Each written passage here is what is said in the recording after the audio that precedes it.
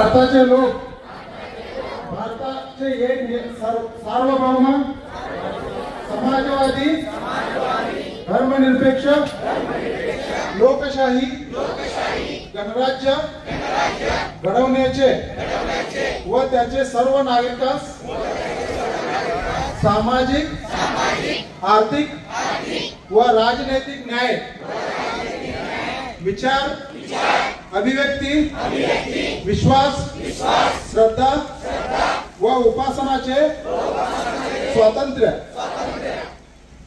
दर्जेचा व संधीचा समानता निश्चितपणे प्राप्त करून देण्याचे आणि त्या सर्वांमध्ये व्यक्तीची प्रतिष्ठा आणि राष्ट्राची एकता आणि एकात्मता त्याचे आश्वासन देणारी बंधुत्व प्रवर्धित करण्याचा संकल्पपूर्वक निर्धार करून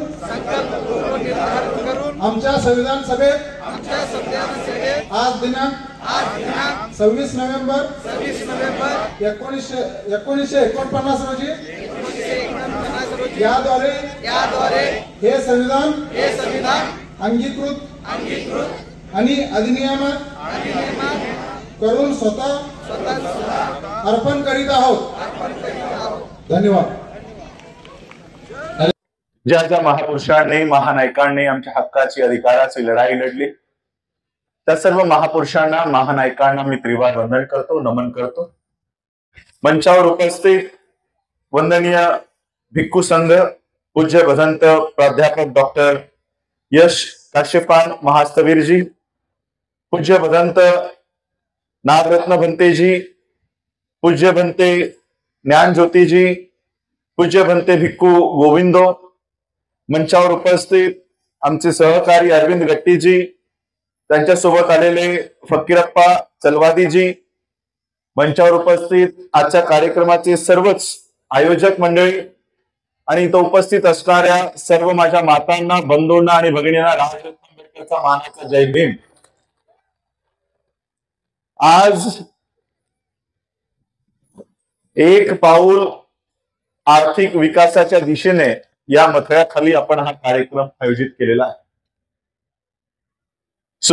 कार्यक्रमाच्या सुरुवातीला आपण भारत या देशाच्या संविधानाचं प्रिएम्बलचं वाचन आपण केलं। भारताच्या प्रत्येक नागरिकाला संविधान पाठ असेल, माहित असेल अशी अपेक्षा नाही। 395 आर्टिकल्स, त्याच्यामध्ये अनेक अनेक्शर्स, अनेक त्याच्यामध्ये संशोधन होऊन आजचा जो संविधान आहे तो प्रत्येकाला माहित असेल असंच नाही। आणि म्हणून या देशाचं प्रिएम्बल तयार करण्यात आलं की अख्खा संविधान कशासाठी तयार करण्यात आलेलं, या संपूर्ण संविधानाचं कार्य काय आहे, काम काय आहे, तर फक्त 4 गोष्टी आम्हाला प्राप्त करून देणं।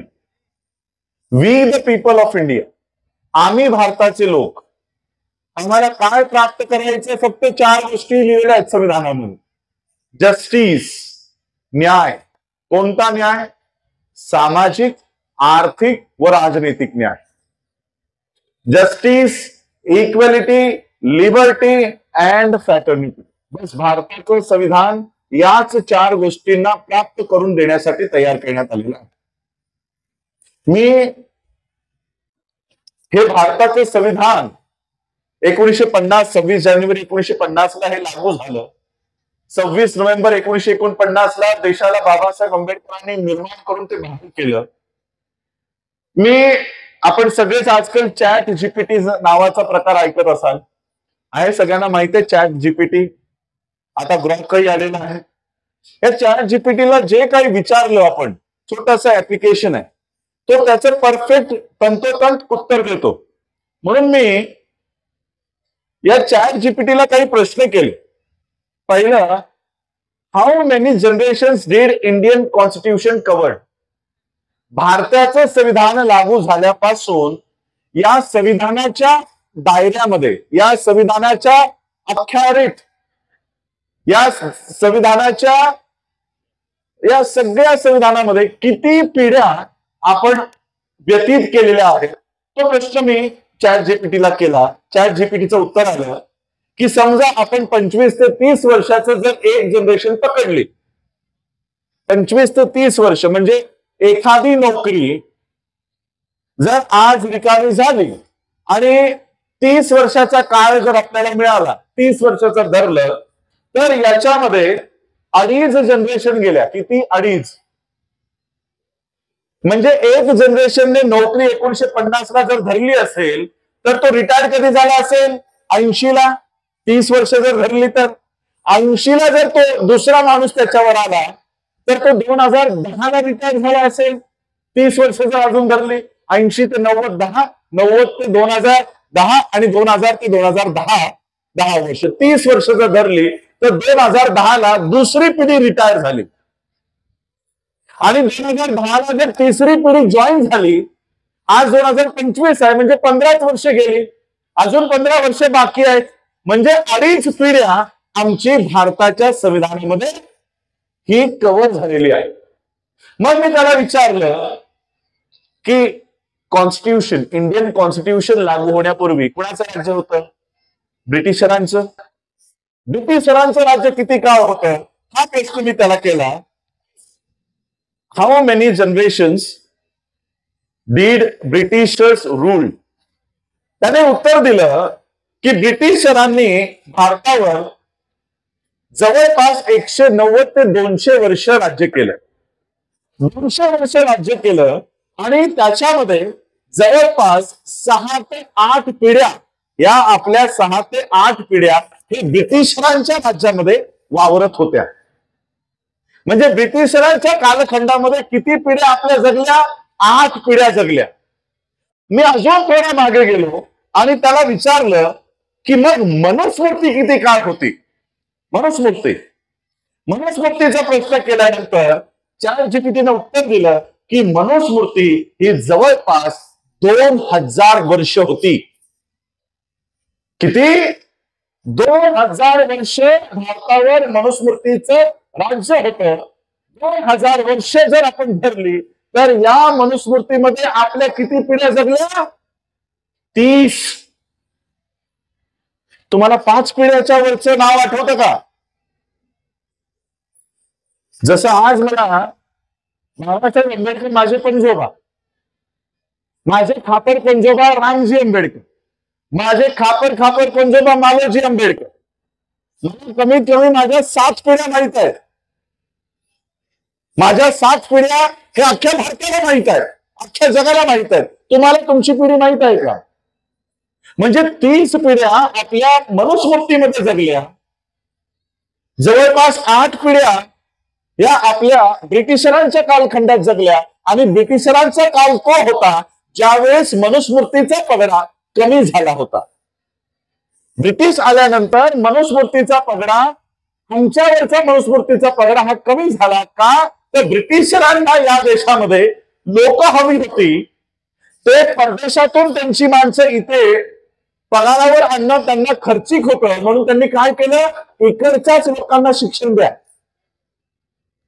म्हणून त्यांनी शाळा उघडल्या आणि शाळेमध्ये प्रत्येकाला प्रवेश देण्याचं काम ब्रिटिशरांनी केलं. त्यांनी जात बघितली नाही, धर्म बघितला नाही आणि म्हणून आमच्या लोकांनी पहिल्या उड्या घेतल्या की मनुस्मृतीने 30 पिढ्यांपर्यंत आम्हाला शिक्षण दिलं नाही, आम्हाला नोकऱ्या दिल्या नाही, आम्हाला जमीन घेऊ दिली नाही, आमच्या गळ्यामध्ये हांडी घातली, आमच्या पाठीला झाडू लावला. 30 पिढ्यांपर्यंत आता हे ब्रिटिश या भारतात आलेत, ते प्रत्येकाला शिक्षण द्यायचंय म्हणून अस्पृश्य समजल्या जाणाऱ्या जातींनी पहिली उडी घेतली आणि ब्रिटिशरांच्या त्या शाळेमध्ये प्रवेश मिळवला. अशातच आंबेडकर परिवाराचंही नाव मोठ्या प्रमाणात आहे. बाबासाहेब आंबेडकरांचे वडील रामजी आंबेडकर, रामजी आंबेडकरांचे वडील मालोजी आंबेडकर, मालोजी आंबेडकरांचे वडील आणि मालोजी आंबेडकरांच्या वडिलांचेही वडील हे ब्रिटिशरांच्या मिलिटरीमध्ये सर्व्हिसला होते. हे प्रत्येक लोकांना माहित नसेल, बहुतेक लोकांना माहित नसेल. बाबासाहेब आंबेडकरांच्या जवळपास 4 पिढ्या तरी ज्या मला माहित आहेत त्या ब्रिटिश सेवेमध्ये होत्या. बाबासाहेबांची पहिली नोकरी मिलिटरीची आहे. सुभेदार मेजर रामजी हे मिलिटरीमध्ये आहेत. हवलदार मालोजी हे मिलिटरीमध्ये आहेत. अशाच पद्धतीने 8 पिढ्या आपल्या या ब्रिटिशरांच्या कालखंडामध्ये नोकरीला, शिक्षणाला लागली. हा सगळा बॅकग्राऊंड मी तुम्हाला का सांगतोय? बाबासाहेब आंबेडकरांना एकदा एका कार्यक्रमाला बोलावलं. कार्यक्रम होता की जी महार बटालियन ब्रिटिशरांच्या वेळी होती, ती महार बटालियन, मिलिटरीतली बटालियन ब्रिटिशरांनी अचानक काही न सांगता जितकेही कर्मचारी काम करतात त्यांना एका रात्रीत पेन्शनीत बसवलं आणि ती बटालियन बंद केली. रामजी बाबांची नोकरी गेली, आपण सगळं टीव्हीवर बघतो. रामजी बाबांची नोकरी गेली. रामजी बाबांनी अनेक वर्ष ती बटालियन सुरू व्हावी म्हणून ब्रिटिशरांना पत्र व्यवहार केला, परंतु ब्रिटिशरांनी ती बटालियन सुरू केली नाही. बाबासाहेब आंबेडकर 1943 साली ब्रिटिशरांच्या कॅबिनेट मध्ये ज्यावेळेस सामील झाले त्यावेळेस त्यांच्या लक्षात आलं की माझ्या वडिलांचा लढा अजूनही अपूर्ण आहे, आणि मग तो बाबासाहेब आंबेडकरांनी पूर्ण केला. आणि महार बटालियन जी बाबासाहेबांच्या वडिलांच्या वेळेस बंद पडली होती किंवा तिची भरती बंद केली होती, ती बाबासाहेब आंबेडकरांनी पुन्हा सुरू केली आणि आजपर्यंत ती महार बटालियन सुरू आहे. आमची लोक आजही सैनिकी फौजेमध्ये त्या महार बटालियन मध्ये काम करतात. हे सगळं झाल्यानंतर बाबासाहेब आंबेडकरांना त्यावेळच्या महार लोकांनी, सैनिकीतल्या लोकांनी बाबासाहेबांना कार्यक्रमाला बोलावलं सत्काराच्या, की बाबासाहेब तुम्ही ही बटालियन सुरू केली, आम्ही तुमचा सत्कार करायचा कार्यक्रम ठेवलाय, तुम्ही या. त्या सत्कारात बाबासाहेबांनी जे भाषण केलेलं आहे ते आजही आम्हाला लागू आहे. काय म्हणतात माहितीये बाबासाहेब, की ब्रिटिश ज्यावेळेस भारतात आले त्यावेळेस त्यांनी आमच्यासाठी 2 सुविधा उपलब्ध केल्या. 1 शिक्षण आणि 2 नोकरी. शिक्षण दिलं ना ब्रिटिशरांनी. ब्रिटिशरांनी शिक्षणाचे दरवाजे खुले केले, कारण त्यांना इकडची लोक प्रशिक्षित करायची होती, ट्रेन करायची होती, की आम्हाला लंडनहून माणूस इथे आणला तर त्याला पाऊस मध्ये पगार द्यावा लागेल, म्हणून इकडच्याच लोकांना शिक्षित करा म्हणजे पगाराचा पैसा आमचा वाचेल. म्हणून त्यांनी इकडच्या लोकांसाठी शाळा सुरू केल्या. आणि शाळा कुणासाठी आहे कुणासाठी नाही काही सांगितलं नाही, सगळ्यांसाठी शिक्षण सुरू केलं. अस्पृश्य लोकांना वाटलं की मागच्या 30 पिढ्यांपासून आम्हाला शिक्षणापासून वंचित ठेवलेलं आहे, आम्हाला शस्त्र धारण करण्यापासून वंचित ठेवलेलं आहे, आम्हाला नोकरी व्यवसाय करण्यापासून वंचित ठेवलेलं आहे, आमच्यासाठी सुवर्ण संधी आहे, आधी आपण जाऊन या शाळेत प्रवेश घेऊया. म्हणून अस्पृश्य लोकांनी या शाळांमध्ये प्रवेश घ्यायला सुरुवात केली. शाळेत प्रवेश झाल्यानंतर नोकरी, मिलिटरीतली नोकरी, हत्यार ठेवण्याचा अधिकार. आणि नोकरी मिळाल्यानंतर काय मिळतं? नोकरी मिळाल्यानंतर काय मिळतं? दर महिन्याला पगार. म्हणजे तुम्हाला शिक्षण मिळालं आणि पगार मिळाला इंग्रजांमुळे. किती पिढ्या? 8 पिढ्या. बाबासाहेब म्हणतात की ज्या वेळेस तुम्हाला शिक्षण मिळालं, ज्या वेळेस तुम्हाला पैसा मिळाला, या पैशाचा उपयोग, या शिक्षणाचा उपयोग तुम्ही स्वतःची व्यवस्था उभं करायला का केला नाहीत? ब्रिटिशरांनी महार बटालियन बंद करेपर्यंत, तुम्ही शांत का बसलात? एक पिढीने कमावलेला पैसा दुसऱ्या पिढीने तो वाढवण्याऐवजी तो संपवण्याचा काम केला. दुसऱ्या पिढीने तो अजून वाढवायला पाहिजे होता, तोही नाही वाढवला. मग ते जे शिक्षण तुम्ही घेतलं त्या शिक्षणाचा उपयोग काय केला? जे पगार तुम्हाला ब्रिटिशरांनी दिला, दर महिन्याला पगार दिला, त्या पगाराचं तुम्ही काय केलं? हा पगार आणि हे शिक्षण याचा उपयोग तुम्ही स्वतःची व्यवस्था उभं करण्यासाठी का केला नाही?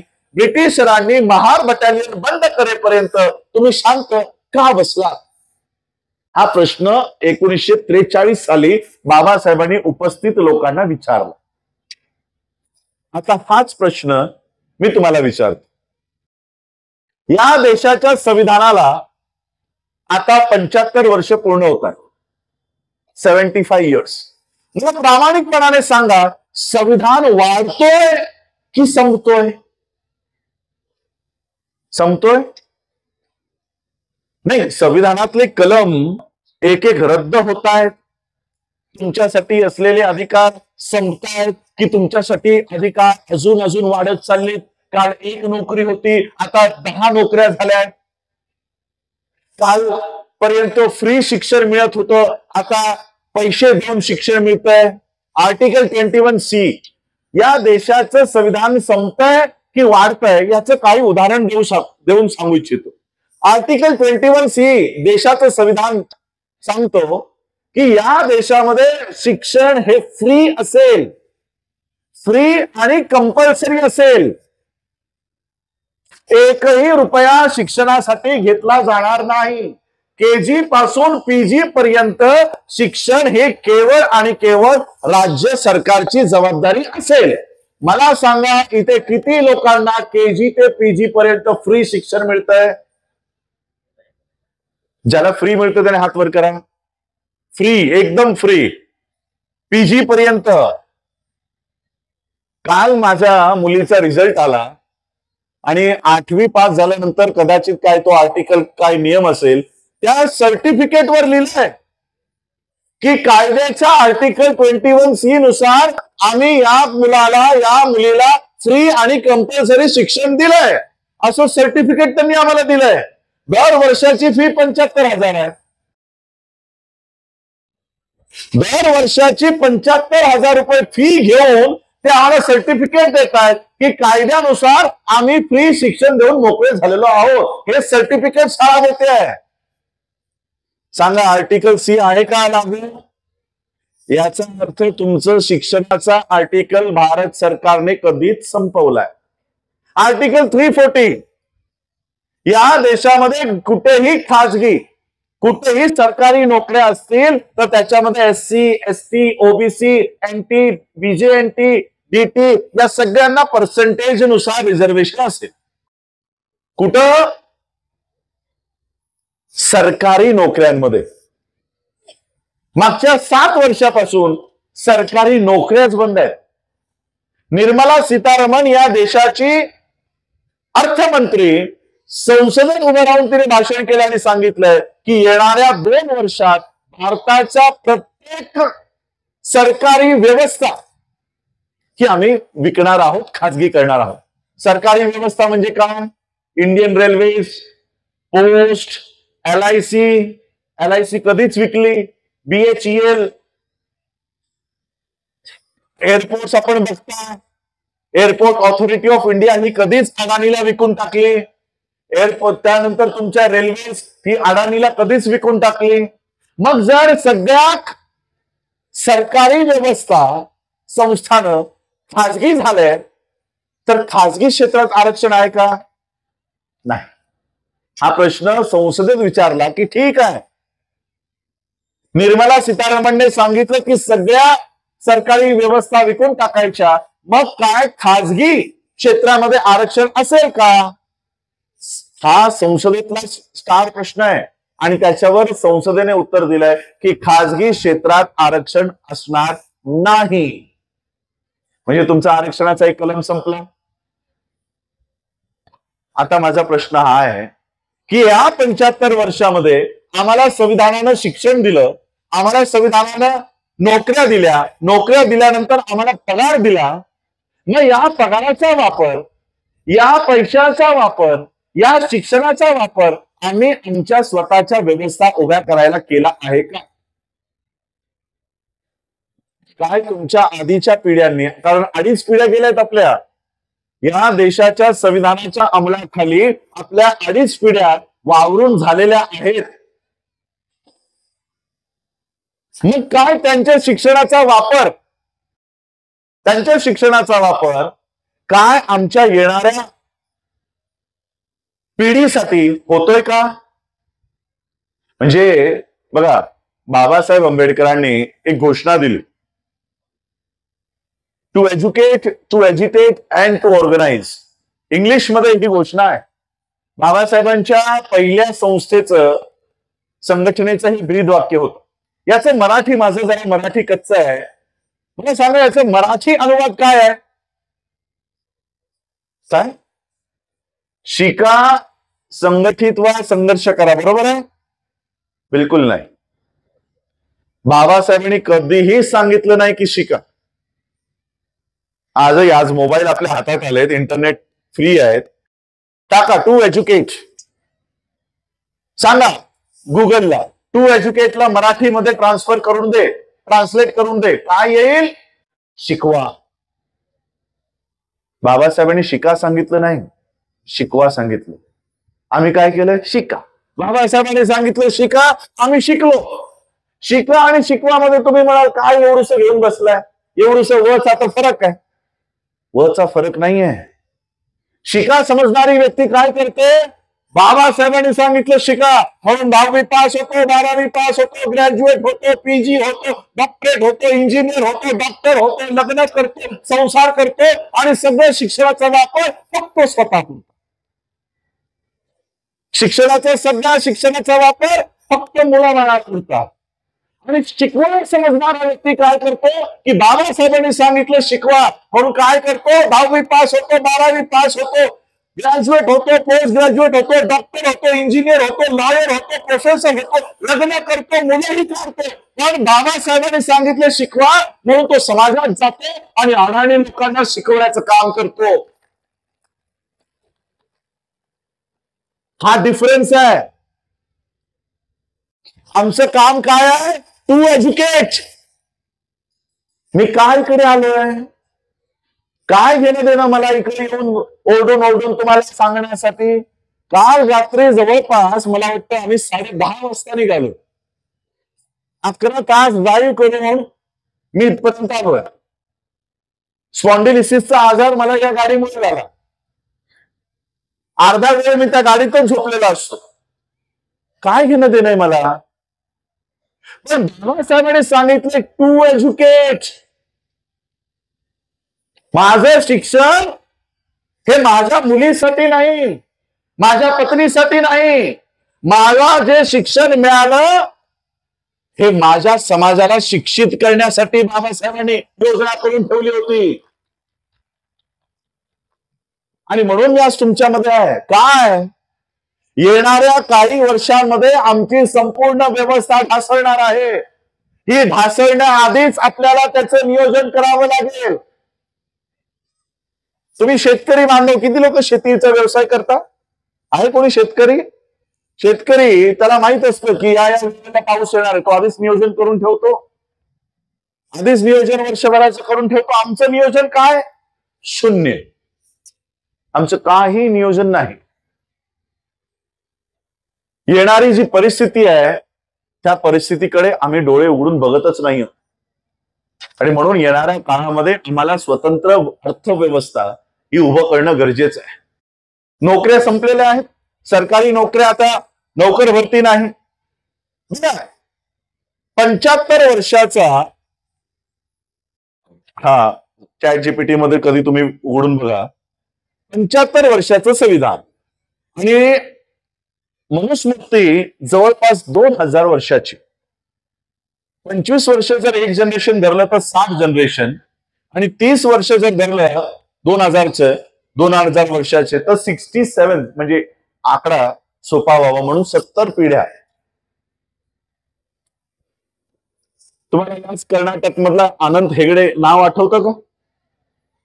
आनंद हेगडे मागच्या कित्येक वर्षापासून म्हणतोय की आम्हाला देशाचं संविधान हटवायचं.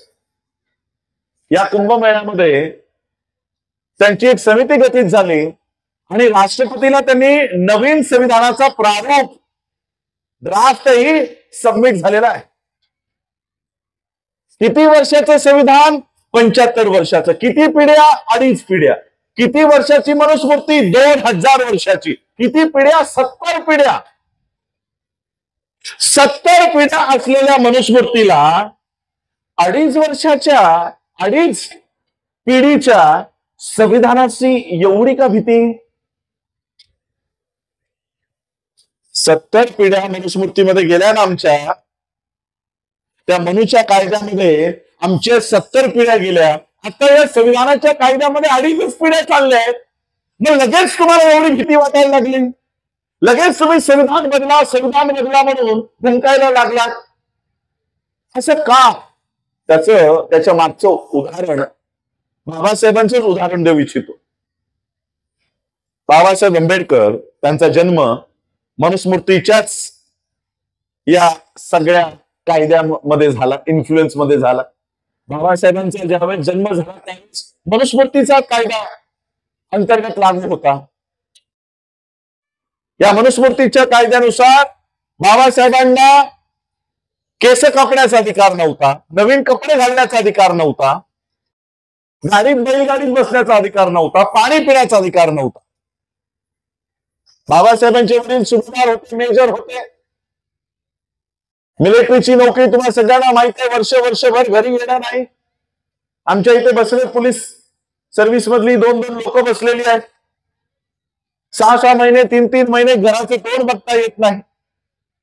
आणि बाबासाहेबांचे वडील यांचं बाबासाहेबांवर खूप प्रेम होतं. त्यांना वाटायचं की माझा मुलगा हा मोठं होऊन काहीतरी खूप मोठं काम करणार आहे. बाबासाहेब एकदा 7वी-8वीत काहीतरी शिकत असताना रामजींची बदली घरापासून 150 का 135-150 किलोमीटरवर झाली. वडिलांना वाटलं की मला तर घरी जाता येत नाही, पण आता माझा मुलगा मोठा झाला आहे, त्याला तरी इकडे येता येईल. म्हणून रामजी बाबांनी बाबासाहेबांना टेलिग्राम केला आणि लिहिलं की मी आता इथे माझी ट्रान्सफर झालेली आहे. तुम्हा लोकांची जर शाळेला जर सुट्ट्या पडल्या असतील तर तुम्ही सगळे मला भेटायला का येत नाही? मला भेटायला येण्यासाठी ही ट्रेन पकडा, या स्टेशनला उतरा, मी तुम्हाला घेण्यासाठी कुणाला तरी पाठवून देईन. मुलांना ही टेलिग्राम मिळाली. बाबासाहेब, त्यांचे मोठे बंधू, बहिणीची मुलं, अशी 4 मुलांनी ठरवलं की भावाला भेटायला जायचं. रामजींनी लिहिलं की तुम्ही ज्या दिवशी येणार असाल त्या दिवशी मला तारेमध्ये कळवा की कोणत्या तारखेला निघणार आहात. बाबासाहेबांनी तार केली की आम्ही या तारखेला निघणार आहोत, आम्हाला घ्यायला पाठवा. आता ही तार बाबासाहेब आंबेडकरांच्या वडिलांच्या ऑफिसमध्ये आली आणि ज्या कर्मचाऱ्याला भेटली त्या कर्मचाऱ्यांनी ही तार बाबासाहेबांच्या वडिलांना दिलीच नाही. आता वडिलांना माहित नाही की मुलं कधी येणार आहेत. इकडे मुलांनी ठरल्याप्रमाणे ट्रेन पकडली, ज्या स्टेशनला उतरायला सांगितलं होतं त्या स्टेशनला उतरले आणि ते आपल्या वडिलांची वाट बघतात की आमचे वडील येतील किंवा कोणाला तरी पाठवतील. ट्रेन येऊन निघून गेली, सगळी लोक आपापल्या दिशेला निघून गेले. ती 4 मुलं स्टेशनवर तशीच उभी. स्टेशन मास्टरने बघितली की चांगल्या घरातली मुलं दिसत आहेत, चांगली शुभ्र कपडे वस्त्र त्यांनी परिधान केले होते. स्टेशन मास्टर मुलांजवळ आले विचारलं की तुम्हाला कुठे जायचंय, तुम्हाला घ्यायला कुणी आलं नाही का? बाबासाहेबांनी ती तार काढली आणि सांगितलं आमचे वडील इथे सुभेदार आहेत, मेजर आहेत, आम्हाला या पत्त्यावर जायचंय. कदाचित आमची तार आमच्या वडिलांना मिळाली नसावी, आम्हाला या पत्त्यावर जायची व्यवस्था करून द्या. त्या स्टेशन मास्टरने जवळच टांगा उभा होता बैलगाडी, त्या बैलगाडीवाल्याला बोलावलं आणि सांगितलं ही मुलं मोठ्या ऑफिसरची मुलं आहेत, यांना इथे सोडून ये. त्या टांगेवाल्याने त्या बैलगाडीवाल्याने त्या मुलांना बैलगाडीत बसायला सांगितलं आणि मग ती बैलगाडी बाबासाहेबांच्या वडिलांच्या कार्यालयाच्या दिशेने निघाली. प्रवासामध्ये तो बैलगाडीवाला मुलांशी बोलायला लागला. कुठून आलात, वडील काय करतात, तुमचं नाव काय आहे, तुमचं गाव कोणतं, तुमची जात कोणती. जसंही जातीबद्दल त्या बैलगाडीवाल्याच्या लक्षात आलं, त्या बैलगाडीवाल्याने ती गाडी थांबवली आणि बाबासाहेबांना आणि त्या 4 मुलांना सगळ्यांना शिव्या घालून खाली उतरवलं की तुम्ही अस्पृश्यांची मुलं आहात. मला वाटलं तुम्ही सवर्ण आहात, आत्ताच्या आत्ता माझ्या गाडीतून खाली उतरा. बाबासाहेबांकडे अधिकचे पैसे होते. बाबासाहेबांनी सांगितलं हे पैसे घे, पण आम्हाला आमच्या पत्त्यापर्यंत सोड. बैलगाडीवाल्याने पैशाच्या लालसेपोटी सांगितलं की ठीक आहे, पण तुम्ही अस्पृश्य आहात म्हणून माझ्या बैलगाडीत तुम्ही माझ्या शेजारी बसू शकत नाही. माझ्या बैलगाडीच्या मागे मागे चालत चालत या. आणि मग हा प्रवास सुरू झाला. बैलगाडी पुढे पुढे चालते आणि ही 4 मुलं बैलगाडीच्या मागे मागे मागे मागे चालतात. 2-4 किलोमीटर चालल्यानंतर बाबासाहेबांना तहान लागली. बाबासाहेबांनी त्या गाडीवाल्याला सांगितलं की तुमच्याकडे जे पाणी आहे ते थोडंसं मला द्या, मला खूप तहान लागली. गाडीवाल्याला पण दया आली होती. मुलं लहान निरागस मुलं 4 किलोमीटर झालं चालतायत, त्यांना तहान लागली असेल. पण गाडीवाला मनुस्मृतीने सांगितलंय, गाडीवाला काय म्हणाला की तुम्ही अस्पृश्य आहात म्हणून मी माझं पाणी तुम्हाला देऊ शकत नाही. पुढे एखादी नदी आली, नाला आला तर मी गाडी थांबवेन, तुम्ही जाऊन पाणी पिऊन या. 2-3 किलोमीटर अजून चालल्यानंतर त्या गाडीवाल्याला काही पाणी दिसलं, त्याने गाडी थांबवली आणि बाबासाहेबांना सांगितलं, ते बघा पुढे पाणी दिसतंय, जा जाऊन पिऊन या. ही मुलं पळत पळत तिथे गेली.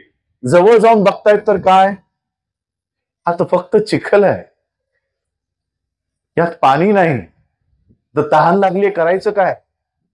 तहान लागली, करायचं काय? बाबासाहेबांनी ती माती माती हटवली आणि त्यातनं जे काय काळं चिखलाचं पाणी वर येतं तेच या 4 मुलांनी वाकून ते पाणी पिलं. सगळे कपडे घाण झाले, चेहऱ्यावर माती लागली. आणि मग पुन्हा 1-2 किलोमीटर चालल्यानंतर बाबासाहेब त्यांच्या वडिलांकडे जाऊन पोहोचले. वडिलांनी लांबून बघितलं, ही मुलं तर माझी आहेत, यांच्यासोबत हे काय झालंय? त्यांची ती अवस्था बघून बाबासाहेबांच्या वडिलांच्या लक्षात आलं की माझ्या मुलांसोबत काय झालं असावं. बाबासाहेब परत आपल्या वडिलांकडे गेले, त्यांना मिठी मारली आणि रडत रडत बाबासाहेबांनी प्रश्न केला की बाबा, आमच्या सोबत अशी वागणूक का केली जाते? मला बैलगाडी बसण्याचा अधिकार का नाहीये? मला स्वच्छ पाणी पिण्याचा अधिकार का नाहीये? आमच्या सोबत असा भेदभाव का केला जातो? बाबासाहेब आंबेडकरांच्या वडिलांकडे बाबासाहेबांच्या या प्रश्नांचं काही उत्तर नव्हतं. बाबासाहेब आंबेडकरांच्या वडिलांनी बाबासाहेबांना शांत केलं आणि शांत केल्यानंतर बाबासाहेबांचे वडील बाबासाहेबांना म्हणाले की हीच परिस्थिती तुला बदलायची आहे, ही परिस्थिती तुला बदलायची आहे. आणि बाबासाहेब आंबेडकरांच्या वडिलांनी बाबासाहेबांना असं तयार केलं की त्याच लहानग्या भिवानं मोठं झाल्यानंतर या देशाचं संविधान निर्माण केला आणि अशी व्यवस्था तयार केली की ज्या मनोच्या कायद्यानं बाबासाहेबांना बैलगाडीत बसू दिलं नाही, ज्या मनोच्या कायद्यानं बाबासाहेबांना चिखलाचं पाणी पिण्यासाठी मजबूर केलं, बाबासाहेबांनी असा संविधान तयार केला की आज आमच्या पुण्यात हे बिस्लरीचं पाणी आलंय, हे केवळ बाबासाहेबांच्या संविधानामुळे. ज्या बाबासाहेब आंबेडकरांना बैलगाडीतून उतरून लावलं, बैलगाडीत बसू दिलं नाही, आज त्याच बाबासाहेब आंबेडकरांच्या संविधानाच्या माध्यमातून आमची लोक पायलट झाले आणि एरोप्लेन उडवण्याचं काम करतायत, हवाई जहाज उडवण्याचं काम करतायत. आणि म्हणून या मनोच्या पिलावरांना संविधान नको आहे. महिलांचा इथे सहभाग मोठ्या प्रमाणात आहे. बघा, अजून एक मनोच्या कायद्यामध्ये आणि बाबासाहेबांच्या कायद्यामध्ये महिलेचं काय स्थान आहे हे मी माझ्या पदरचं काहीच सांगणार नाही, इतिहासातलंच उचलून सांगतो, नाही तर लोक म्हणतील हा आपलंच काहीतरी सांगतो. महाभारत ऐकलंय आहे? महाभारत बघितलंय लहानपणी टीव्हीवर आम्ही बघायचो. त्याच्यामध्ये एक स्त्री पात्र आहे, द्रौपदी नावाचं, माहित आहे? त्या द्रौपदी सोबत भर सभेत काय झालं होतं? वस्त्रहरण आहे ना. वस्त्रहरण म्हणजे काय की भर सभेत एका स्त्रीला नग्न करण्याचं काम या मनूच्या कायद्यामध्ये एका स्त्रीला भर सभेत विवस्त्र करण्याचं काम या मनुस्मृतीमध्ये आहे.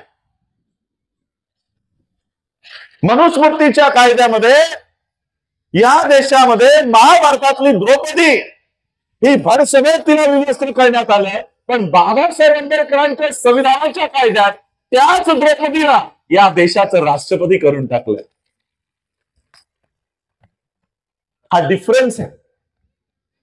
मनुस्मृतीमध्ये आणि संविधानामध्ये. मनुस्मृतीचं वय 2000 वर्ष आणि संविधानाचं वय 75. मनुस्मृतीमध्ये आमच्या 70 पिढ्या गेल्या, संविधानामध्ये 2.5 पिढ्या गेल्या. 2.5 पिढ्यांमध्येच मनुष्य पिल्लांच्या पायाखालची माती आता सरकू लागली आहे आणि म्हणून संसदेच्या माध्यमातून या देशाचं संविधान हटवण्याच्या रोज काही ना काहीतरी प्रयत्न करत असत. आणि म्हणून आज आम्हाला स्वतःची व्यवस्था आज उभं करणं गरजेचं आहे. बाबासाहेब आंबेडकरांनी या देशाचं संविधान निर्माण केल्यानंतर बघा, मी पुन्हा तो संविधान कसा निर्माण झाला हे सांगायला गेलो तर 2-2.5 तास जातील, म्हणून तो विषय मी हातात घेत नाही. पण संविधान निर्माण झाल्यानंतर ज्या महामानवाने हा संविधान निर्माण केला आणि इतकं संघर्ष करून हा संविधान निर्माण केला, स्वतःची शारीरिक परिस्थिती नसताना या देशाचंच नाही तर जगातलं उत्कृष्ट संविधान बाबासाहेबांनी या देशाला निर्माण करून दिला. आणि मी बाबासाहेबांचा पणतुआ म्हणून हे म्हणत नाही, जगातलं सगळ्यात शक्तिशाली देश म्हणून गणला जाणारा संयुक्त राष्ट्र, या संयुक्त राष्ट्राचा भूतपूर्व राष्ट्रपती बराक ओबामा या देशाचं संविधान वाचल्यानंतर म्हणतो कि डॉक्टर अंबेडकर अगर हमारे देश में पैदा हुए होते तो हम सूरज का नाम बदलकर उसको अंबेडकर कर देते. या देशाचे संविधान संपूर्ण जगात त्याचा गौरव केला जातो आणि आमच्या देशात जाळला जातो, पाडला जातो. बदलण्यासाठी नवीन नवीन प्रारूप तयार करून राष्ट्रपतीला दिले जातात. जग संविधानाचा गौरव करतंय. जग भारताच्या संविधानाचा गौरव संपूर्ण जग करतंय आणि भारतातली लोक हा संविधान फेकून दिला पाहिजे, हा संविधान हटवला पाहिजे, हा संविधान नको म्हणून मागणी करतात. बाबासाहेब आंबेडकरांना हे माहित होतं आणि म्हणून बाबासाहेबांनी संविधान देताना काय सांगितलं माहित? 26 नोव्हेंबर 1949 ला संविधान देताना बाबासाहेब म्हणतात की संविधान कितीही जरी चांगला असला, संविधान कितीही जरी उत्कृष्ट असला, पण त्याला चालवणारी लोक, त्याला राबवणारी लोक जर लायक नसतील, लायक नसतीलचा दुसरा अर्थ काय? नालायक असतील तर संविधान काहीही कामाचा नाही. हे बाबासाहेबांनी 1949 लाच सांगितलेलं आहे की संविधान कितीही जरी चांगला असला पण चालवणारी लोक जर चांगली नसली तर संविधान काही कामाचं नाही. आज संसदेत जी लोक संविधान चालवण्यासाठी आपण पाठवलेली आहेत, मला सांगा ती लायक आहेत की नालायक आहेत? नालायक आहेत. मागच्या 30 दिवसापासून बौद्ध गयामध्ये तिकडे आंदोलन सुरू आहे. 131 खासदार हे केवळ अनुसूचित जातीचे आहेत. 131 खासदार सोडा, या देशाची महामहिम राष्ट्रपती ही अनुसूचित जाती जमातीची आहे, एसटीची आहे. ब्र शब्द काढलेला नाही. आता सांगा, ही लायक आहेत की नालायक आहेत? की नालायक लोक बसलेले आहेत. जर नालायक लोकांच्या हातात संविधान असेल तर तुमच्यासाठी तो राबवला जाईल का? नाही. या देशाचा संविधान उत्कृष्ट आहे, पण ज्यांच्या हातात आहे ते आमच्यासाठी नाही. आणि म्हणून आम्हाला आमची स्वतंत्र व्यवस्था आज उभं करणं गरजेचं आहे. स्वतंत्र व्यवस्था आज 1 एप्रिल आहे. अनेक लोक आज रिझर्व्ह बँक ऑफ इंडिया स्थापन झाली म्हणून शुभेच्छा देत आहेत, आहे ना. रिझर्व्ह बँक ऑफ इंडिया 1949 ला भारताचं राज्य होतं का? नाही. मग हे 35 मध्ये कुणी आरबीआय बनवली असेल? ब्रिटिशरांनी. मग ही ब्रिटिशरांनी रिझर्व्ह बँक ऑफ इंडिया कुणाच्या रेकमेंडेशनवर बनवली माहित आहे? 1923 साली बाबासाहेब आंबेडकरांचा पीएचडीचा थिसिस होता प्रॉब्लेम ऑफ रुपी. या प्रॉब्लेम ऑफ रुपी मध्ये बाबासाहेब आंबेडकरांनी भारताच्या अर्थव्यवस्थेवर जो थिसिस मांडला आणि त्याच्यामध्ये जे रेकमेंडेशन दिले, ब्रिटिशरांना वाटलं की या विद्यार्थ्याचं रेकमेंडेशन अत्यंत महत्वपूर्ण आहे. ब्रिटिशरांनी बाबासाहेब आंबेडकरांचं म्हणणं ऐकलं आणि बाबासाहेब आंबेडकरांच्या प्रॉब्लेम ऑफ रुपी या ग्रंथाला स्वीकारून रिझर्व्ह बँक ऑफ इंडिया ब्रिटिशरांनी उभी केली आणि आज त्याच आरबीआयचा आज वर्धापन दिन आहे. या देशामध्ये बँकिंग सिस्टमचा जन्म कुणामुळे आहे? डॉक्टर बाबासाहेब आंबेडकरांमुळे. बऱ्याच लोकांना माहित नसेल, आरबीआयचा GR आहे, आरबीआयचा आदेश आहे की कोणतीही बँक जर निर्माण झाली त्यात डॉक्टर बाबासाहेब आंबेडकरांचा फोटो असणं अनिवार्य आहे. हा आरबीआयचा नियम आहे. का? तर प्रत्येक बँकेचे जनक हे डॉक्टर आंबेडकर आहेत, हे आरबीआयने आधीच स्वीकारलेलं आहे. हे आम्हा लोकांना माहिती नाहीये. प्रत्येक बँकेत तुम्हाला बाबासाहेबांचा फोटो दिसेल. आता मला सांगा, बाबासाहेबांचं हे पुस्तक किती लोकांनी उघडून वाचलंय? 2-3 लोकांनी वाचलं. बाबासाहेब आंबेडकरांनी 2.5 वर्ष मेहनत करून, 2.5 ते 3 वर्ष मेहनत करून हा थिसिस तयार केला. हा थिसिस अभ्यास करून ब्रिटिशरांनी आरबीआय उभी केली. आम्ही ते पुस्तक उघडूनही बघितलं नाही. मला सांगा, बाबासाहेब आंबेडकरांना मानणाऱ्या लोकांच्या किती लोकांनी बँक तयार केल्या? आज सेंट्रल बँक बाबासाहेबांमुळे आहे, SBI बाबासाहेबांमुळे आहे, HDFC बाबासाहेबांमुळे. पण आमची स्वतंत्र बँक आहे का? काय आपण स्टेट बँक ऑफ इंडियाला आमची बँक म्हणून सांगू शकतो का? काय आपण सेंट्रल बँक ऑफ इंडियाला आमची बँक म्हणून सांगू शकतो का? नाही. म्हणजे ज्या बाबासाहेब आंबेडकरांमुळे या बँकिंग सिस्टमचा जन्म झाला, त्या बाबासाहेब आंबेडकरांच्या लेकरांची एकही बँक नाही, एकही बँक नाही. आणि ज्यांचा, या गुगलला तुम्हाला दाखवतो, ज्यांचा बाबासाहेबांशी काडीचाही संबंध नाही, हे विकिपीडिया, ज्या ब्राह्मणांचा बाबासाहेबांशी काही संबंध नाही, त्या ब्राह्मणांनी बाबासाहेबांचा ग्रंथ वाचला आणि त्या ब्राह्मणांनी सारस्वत कोऑपरेटिव्ह बँक ही मल्टी स्टेट कोऑपरेटिव्ह बँक तयार केली आणि आज तिला 106 वर्ष पूर्ण होत आहेत आणि जवळपास त्यांचा नेट इन्कम 355.49 करोड रुपीज आहे 2022-23चा. आणि आज ती बँक जवळपास 58 देशांमध्ये कार्यरत आहे. किती? 58 कंट्रीज मध्ये. सारस्वत नावाचा ब्राह्मण, संपूर्ण ब्राह्मण नाही म्हणत आहे मी, सगळे ब्राह्मणांची लोकसंख्या 3.5%. सारस्वत ब्राह्मण हे फक्त आमच्या महाराष्ट्रातल्या कोकणामध्ये सापडतात. बरोबर आहे? तुमच्या, मला वाटतं इथे सापडणार नाहीत सारस्वत. आहेत का इकडे? कमी आहेत, खूप कमी आहेत. म्हणजे सारस्वत ब्राह्मणांची टक्केवारी जर बघितली तर 1% पण मिळणार नाही. पण 1% नसलेल्या ब्राह्मणांनी बाबासाहेब आंबेडकरांचा अभ्यास केला आणि त्यांनी स्वतःची बँक उभी केली. आज ती 58 देशांमध्ये काम करते. आमची लोकसंख्या आज जवळपास 27% गेलेली आहे ऑन एन ऍव्हरेज. काही लोक, रिझर्वेशन 13% असेल, पण पॉप्युलेशन 27%च्या वर आहे. 27 ते 30% लोक, त्यांची एकही स्टेट बँक नाही. 2023ला बाबासाहेब आंबेडकरांच्या ग्रंथाला, याच प्रॉब्लेम ऑफ रुपीला 100 वर्ष होत होती. 100 वर्ष. आमच्या लोकांनी काय कार्यक्रम केले माहित आहे? बाबासाहेबांचा प्रॉब्लेम ऑफ रुपी हा ग्रंथ आणला बाजारातून विकत, एका खुर्चीवर ठेवला आणि त्याला फुलं वाहिली.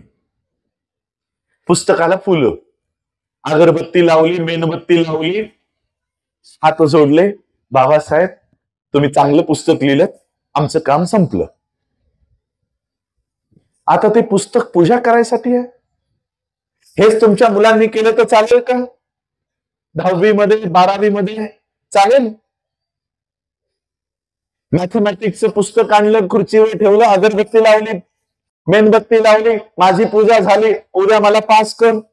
ते त्याला वाचावं लागेल, वाचून पेपर सोडवावं लागेल, मग तो पास होईल. आम्ही काय करतोय? पूजा करतोय पुस्तकाची. 26 नोव्हेंबर आला की संविधान ठेवतो. ते पुस्तक पूजा करण्यासाठी नाही, ते उघडून वाचण्यासाठी आहे. ते वाचल्यानंतर लोकांना समजवण्यासाठी आहे आणि समजून झाल्यानंतर त्याच्यावर अंमल करण्यासाठी आहे. आणि म्हणून मी त्यावेळेस ठरवलं, माझं शिक्षण, मी प्रामाणिकपणाने सांगतो, मला बिलकुलही तुमच्यामध्ये येण्यामध्ये इंटरेस्ट नव्हता. गावोगावी फिरा, उन्हात जा, पाण्यात जा, थंडीत जा. कुणी सांगितलंय? चांगल्या घरामध्ये बसून, एसी मध्ये बसून टीव्ही बघा, कॉम्प्युटर खेळा, चांगलं आयुष्य सोडून कशाला इथे यायचं? मी त्याच अनुषंगाने माझी तयारी करत होतो. ग्रॅज्युएशन व्हायचं, पीजी करायचं, बँकिंगचा कोर्स करायचा आणि परदेशात सेटल व्हायचा, हा माझा तरुणपणातला कार्यक्रम होता आणि त्याच्यावर मी काम करत होतो. माझ्या वडिलांनी ग्रॅज्युएट झाल्यानंतर फर्स्ट क्लासने मी मुंबई युनिव्हर्सिटी मधनं पास आउट झालो अकाउंटन्सी मध्ये. माझ्या वडिलांनी सांगितलं की ठीक आहे, आता तू पीएचडी करायचा निर्णय घेतलास, पीएचडी कर, पण बाबासाहेबांच्या एखाद्या विषयाला घेऊन कर. मी म्हणलं चालेल, मला तर अजून आवडेल की ज्या परिवारात आपण जन्मलोय त्या परिवारातल्या पूर्वजावरच, त्याच्या विचारांवर जर आपण पीएचडी केली तर मला आवडेल. मग माझ्या वडिलांनी मला बाबासाहेबांची पुस्तकं आणून दिली, हे वाच. ही सगळी पुस्तकं वाचायला घेतली. अख्ख्या आयुष्यभर कॉलेजपर्यंत, म्हणजे ज्यावेळेस मला समजायला लागलं, 5वी 6वी पासून ते माझ्या कॉलेज लाईफ पर्यंत मी माझ्या वडिलांशी नेहमी भांडायचो की काय माझं नाव ठेवून दिलं जुन्या जमान्याचं राजरत्न. कुणी नीट धर घेत नाही. कुणी राज म्हणतं, कुणी रतन म्हणतं, कुणी काय म्हणतं, काय हे जुन्या जमान्याचं नाव ठेवलं. त्यावेळेस माझे वडील म्हणायचे, अरे हे बाबासाहेबांच्या सगळ्यात लाडक्या मुलाचं नाव आहे, मी त्याच्या आठवणीवर तुझं नाव ठेवलंय.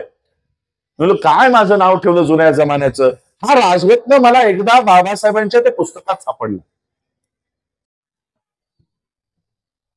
हा राजरत्न 2.5 वर्षाचा होता.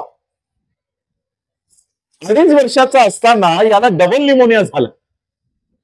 बाबासाहेब त्या पुस्तकात लिहितात की आता आमची परिस्थिती जरा चांगली झाली होती. माता रमाईंची तब्येत नेहमी खराब असायची. बाबासाहेब लिहितात आता रामूची ही तब्येत व्यवस्थित राहायला लागली होती. आता सगळं व्यवस्थित झालं होतं. 4 पैसे खिशात वाचायला लागले होते आणि तेवढ्यात राजरत्न आजारी पडला. सगळं व्यवस्थित झालं आणि राजरत्न आजारी पडला आणि पडला तर पडला, डबल निमोनिया झाला. पैसे देऊनही कुणीही त्या राजरत्नाचा उपचार करायला तयार नाही. बाबासाहेब हे लिहित असताना मी थोडं आठवत होतो की बाबासाहेब मुलाला घेऊन जात असतील डॉक्टरकडे, पण डॉक्टर म्हणत असेल अस्पृश्याचं पोर कोण हात लावेल? आम्ही नाही हात लावत.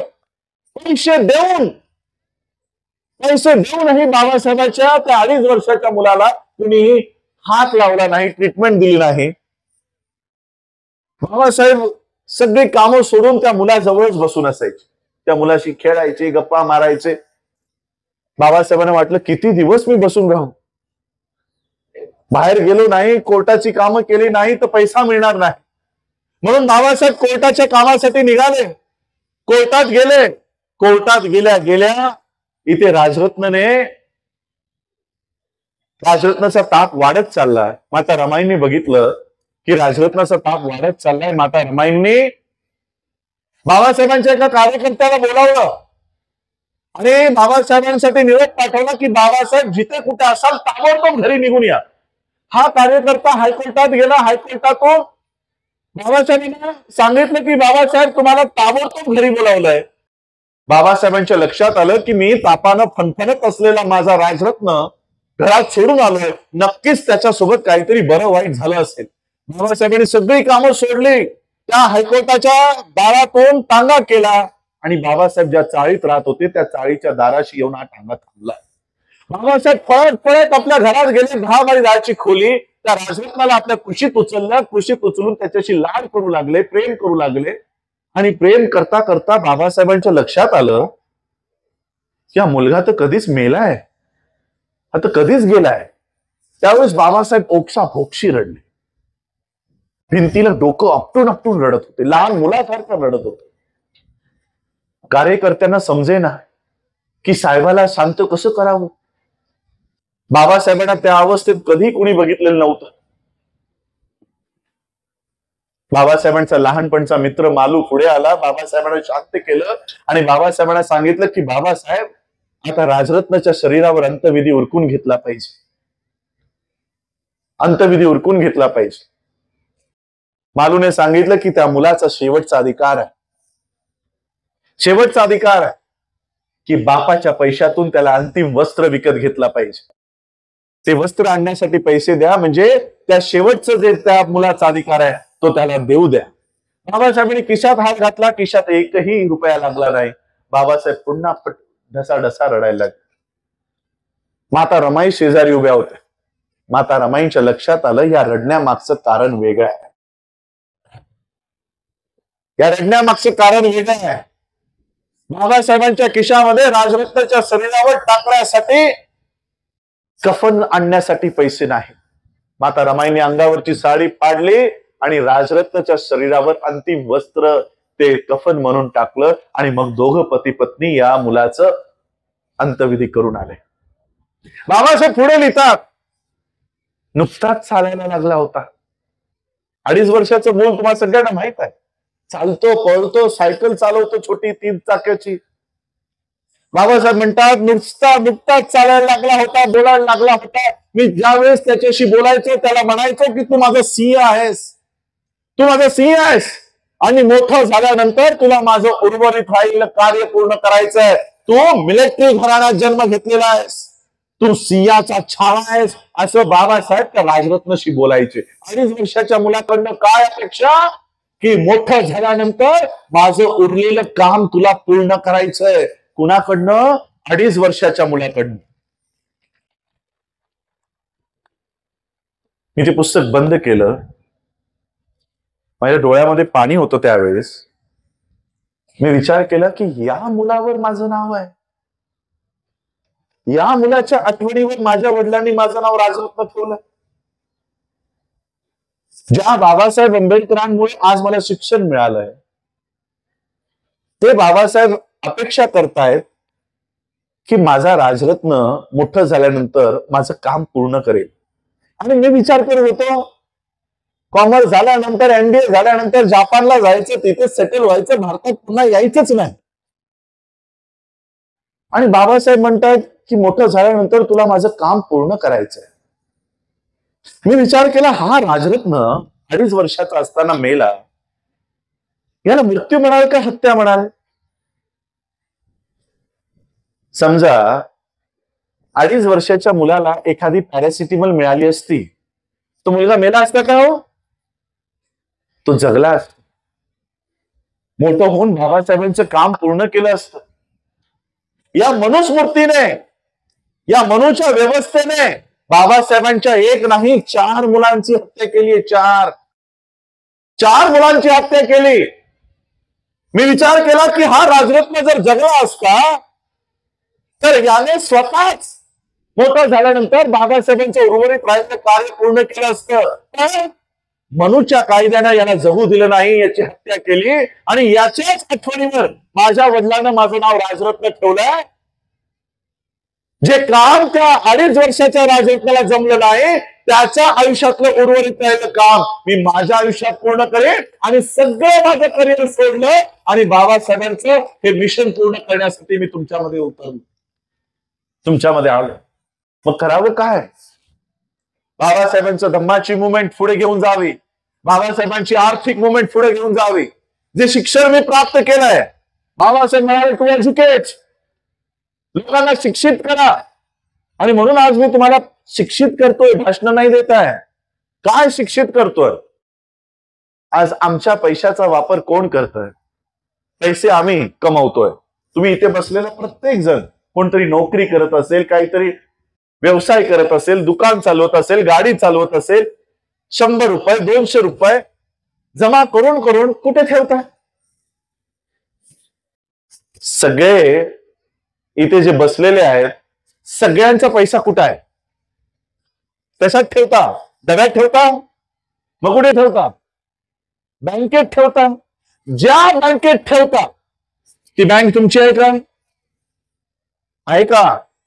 तुमच्या मालकीची आहे का? तुमच्या समाजाची आहे का? हे आता मी अजून एक तुम्हाला दुसरा एक विकिपीडिया खोलून दाखवतो. State bank of India Adani loan wave of, हे 4 शब्द मी टाकलेत की स्टेट बँक ऑफ इंडियाने अडानीचं किती कर्ज माफ केलं, हे सगळे त्याचे बातम्या आहेत. संपूर्ण आकडा इकॉनॉमिक टाइम्सने छापलाय. 4 सप्टेंबर 2024 ची ही नवीन बातमी आहे. 62,000 करोड लोन अडानीचं माफ केलेलं आहे. किती? 62,000 करोड. आता थोड्या वेळ अडानीला डोळ्यासमोर आणू. अडानी विश्वातला दुसऱ्या क्रमांकाचा श्रीमंत माणूस. Side by side state bank of इंडियाला पण डोळ्यासमोर आणा. स्टेट बँक ऑफ इंडिया सरकारी बँक, सरकारी कर्मचारी त्या बँकेला चालवतात. कॉम्प्युटरही अजून त्यांना नीट चालवता येत नाही.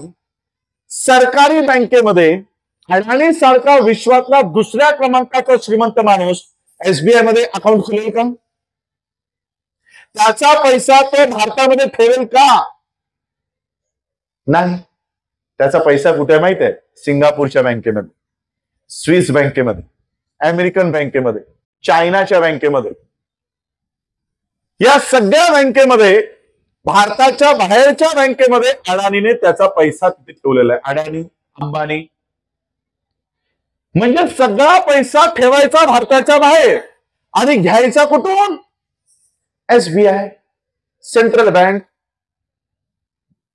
म्हणजे भारतातल्या बँकेकडनं पैसा घ्यायचा. मग या बँकेत पैसा ठेवतो कोण?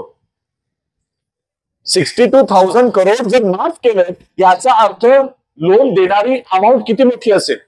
मग ही लोनची रक्कम आली कुठून? तुम्हा सगळ्यांच्या खिशातून. तुम्ही लोकांनी जे 1,000 रुपये, 2,000 रुपये, 5,000 रुपये, 10,000 रुपये, 1,00,000 रुपये जे वेगवेगळ्या बँकेत ठेवलेत, हे सगळे बँक एकत्र करून ही अडानीला पैसा पुरवते. आम्ही सकाळी 5 वाजल्यापासून, सकाळी 8 वाजल्यापासून, आम्ही 10 वाजल्यापासून राबतो, पैसा कमवतो. कुणासाठी? अडानीला मोठं करण्यासाठी. अडानीला मोठं करण्यासाठी आम्ही दिवस रात्र काम करतो. का? आज मी तुम्हाला एक साधं उदाहरण देतो. हा मंच तुम्ही लोकांनी बांधला. तुम्ही लोकांनी बांधला म्हणून मला या ठिकाणी मंचावर उभं राहून मला माझे विचार मांडण्यासाठी तुम्ही इथे मला आमंत्रित केलं. असाच तुम्ही कमावलेला पैसा ठेवण्यासाठी एखादा मंच तयार केला का? म्हणजे आम्ही फक्त पैसा कमवला, तो पैसा ठेवण्यासाठी आम्ही ते भांडच तयार केलं नाही. म्हणून आम्ही काय करतोय? पैसा कमवतोय आम्ही आणि भांड्यात ठेवतोय दुसऱ्याच्या पेटीत ठेवतोय. तो कधी ती पेटी खोलतोय, कधी अडानीला देतोय, कधी अंबानीला देतोय, आम्हाला काही माहिती नाही. आम्हाला काही माहिती नाही. आणि म्हणून आम्ही स्वतंत्र बँक उभं करण्याचा निर्णय घेतला की बाबासाहेबांच्या प्रॉब्लेम ऑफ रुपीला जर 100 वर्ष पूर्ण होत असेल तर केवळ पुस्तक आणून त्याची पूजा करण्याऐवजी त्या पुस्तकात जे लिहिलंय त्या आधारे स्वतंत्र बँक उभी करावी, हा निर्णय आम्ही त्यावेळेस घेतला. आणि doctor Bhimrao Ramji Ambedkar multi state cooperative बँकेची निर्मिती आम्ही 2023 साली केली आणि आज 2 वर्ष पूर्ण होत कर्नाटक राज्याची ही परवानगी आज आम्ही मिळवली. महाराष्ट्रामध्ये ठाण्यामध्ये ती बँक सुरळीतचं काम सुरू आहे. ही बँक ही आम्ही कोऑपरेटिव्ह तत्वावर सुरू केली. कोऑपरेटिव्ह म्हणजे काय, की ही बँक एखाद्या व्यक्तीची मालकीची होऊ नये, ही समाजाच्या मालकीची हो, म्हणून समाजाने त्याच्यात कोऑपरेटिव्ह सहकार्य करणं गरजेचं आहे. भारतातल्या प्रत्येक राज्यातून याचे भागधारक आम्ही गोळा करत आहोत, तयार करत आहोत. भागधारक. ही बँक उद्या हजारो करोड रुपयांची होईल, लाखो करोड रुपयांची होईल. त्यात माझा हिस्सा किती असेल माहित आहे? माझा हिस्सा फक्त 2,500 रुपयांचा. कारण आम्ही तो नियमच करून दिलाय. कुणीही या बँकेचा एक अधिकारशाहीने मालक होऊ नये. या बँकेचा मालक समाज असेल आणि म्हणून 2,500 रुपयाचा शेअर आम्ही प्रत्येकाला एकच ठेवला. मला वाटतं छत्तीसगडला होतो. छत्तीसगडला स्टेजवरच असेच आमचे गट्टी सरांसारखे एक अधिकारी बसले होते. त्यांनी 2.5 लाख रुपये दिले. आम्ही सांगितलं तुमचे 2.5 लाख रुपये आम्ही नाही घेऊ शकत, आम्ही फक्त 2,500 रुपयेच घेऊ शकतो. कारण बँकेचा नियम आम्ही असा केलाय की एका व्यक्तीकडनं फक्त 2,500 रुपयाचाच शेअर घ्यायचा. त्यांनी सांगितलं 2,500 रुपये मी माझे वेगळे देईन, पण हे 2.5 लाख रुपये जो व्यक्ती शेअर घेऊ शकत नसेल त्याचे तुम्ही भरा आणि ही बँक संपूर्ण भारतामध्ये उभी करा. अशा पद्धतीने आज संपूर्ण राज्यातून याला प्रतिसाद मिळतो. आणि म्हणून आज मी कर्नाटकच्या बेळगाव जिल्ह्यामध्ये आलोय, कारण बेळगाव जिल्ह्याची परवानगी आम्ही काढली. ही बेळगाव जिल्ह्याची परवानगी काढली. आता बेळगाव जिल्ह्याच्या परवानगी काढल्यानंतर इकडचा कोऑपरेटिव्हचा रजिस्ट्रार काय म्हणेल की बेळगाव मध्ये येत असताना आम्हाला इकडचे 4,000 लोकांची यादी द्या. 4,000 लोकांची यादी जोपर्यंत बेळगावच्या डिस्ट्रिक्ट रजिस्ट्रारला कोऑपरेटिव्हच्या देणार नाही, तो आम्हाला इथे ऑपरेशन्स करण्यासाठी, बँकेची ब्रांच ओपन करण्यासाठी अनुमती देणार नाही. आणि म्हणून तुम्हा लोकांना 2,500 रुपये महिन्याचे, 3 महिन्याचे, वर्षाचे, 10 वर्षाचे नाही, एका अख्ख्या आयुष्यातून किती रुपये? 2,500 रुपये. तेही मला द्यायचे नाहीये, स्वतःच्याच नावानं ठेवायचे. स्वतःच्याच नावानं पाहिजे त्या दिवशी तुम्ही परत काढा. पण 2,500 रुपये बाजूला ठेवल्याने काय होईल? आमची बँक कर्नाटकामध्ये येईल, पंजाबमध्ये लोक तयार आहेत, हरियाणामध्ये लोक तयार आहेत, मध्य प्रदेशमध्ये, उत्तर प्रदेशमध्ये, दिल्लीमध्ये, सगळ्या राज्यांमध्ये माझ्या या कार्यक्रम बैठका होतात. सगळीकडे आमची ही याद्या तयार आहे.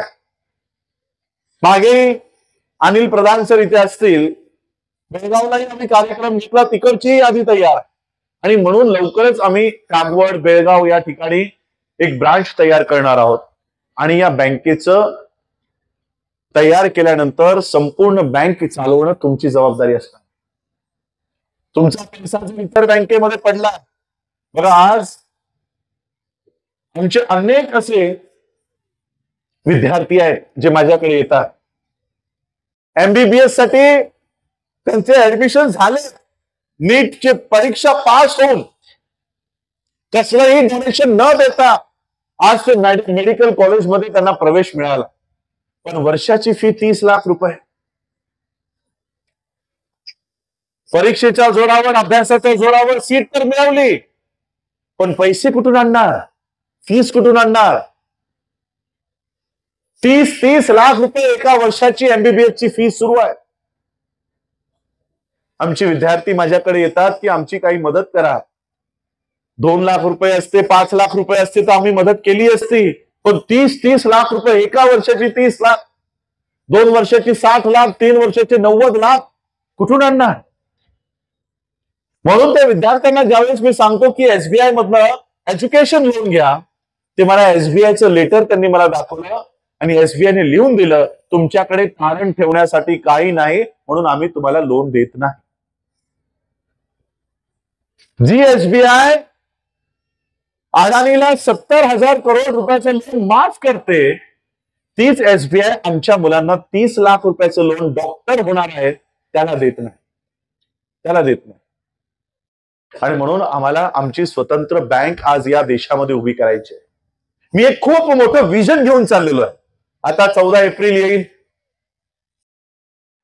लॉकडाऊन मध्ये मी ज्यावेळेस माझा पीएचडीचा अभ्यासक्रम पूर्ण करत होतो, फायनान्शियल मॅनेजमेंट मध्ये माझी पीएचडी होती, बाबासाहेबांच्या स्पॉटला घेऊन, की बाबासाहेबांचं फायनान्शियल मॅनेजमेंट कसं होतं, फायनान्सवर बाबासाहेबांचं काय काम होतं.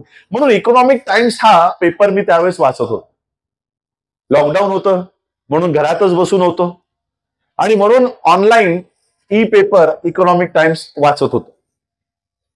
16 एप्रिलचा इकॉनॉमिक टाइम्स तिसऱ्या पानावर एक छोटीशी बातमी होती की बाबासाहेब आंबेडकरांची जयंती झाली नाही, लॉकडाऊन मध्ये नाही झाली. मी विचार केला, हा जो टाइम्स ग्रुप आहे, ब्राह्मणांचा, अग्रवाल ग्रुपचा पेपर आहे, ब्राह्मणांचा पेपर आहे, न्यूज पेपर. मी विचार केला, या ब्राह्मणांना का त्रास झाला, बाबासाहेबांची जयंती झाली नाही याला का पोटात दुखतंय. म्हणून जरा पूर्ण न्यूज वाचूया म्हणून त्याला क्लिक केली तर ती बातमी काय होती माहित आहे, बाबासाहेब आंबेडकरांची जयंती न झाल्यामुळे भारतीय अर्थव्यवस्थेला 2100 कोटी रुपयांचं नुकसान झालं.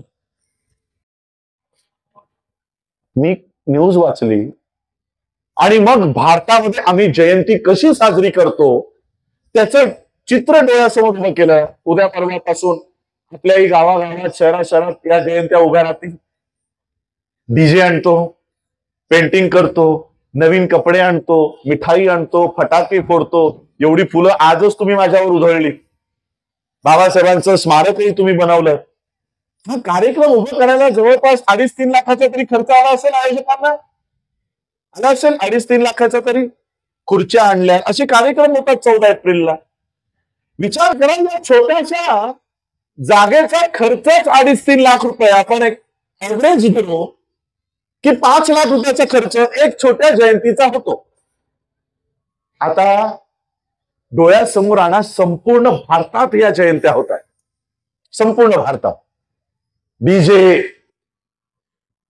फटाके, नवीन गाड्या, कपडे, मोबाईल, मिठाई. अर्धा खर्च, याच्याहून अर्ध्याच्या जास्त खर्च दारूवर होतो. हा सगळा खर्च करत असताना आपण या अर्थव्यवस्थेला पैसा देतो. मिठाईवाल्याकडे जातो, त्याला पैसा देतो. कपडेवाल्याकडे जातो, त्याला पैसा देतो. याच्याने अर्थव्यवस्थेला चालना मिळते. आणि तो 2020ला बाबासाहेबांची जयंती झाली नाही म्हणून 2100 कोटी आम्हाला मिळाले नाहीत म्हणून ब्राह्मण रडत होते. का झाली नाही, तुमच्या खिशातला पैसा का गेला नाही. त्यावेळेची जयंती मला आजही आठवते. आम्ही घरात, म्हणजे आमच्या सोसायटीज लॉक करून टाकल्या होत्या.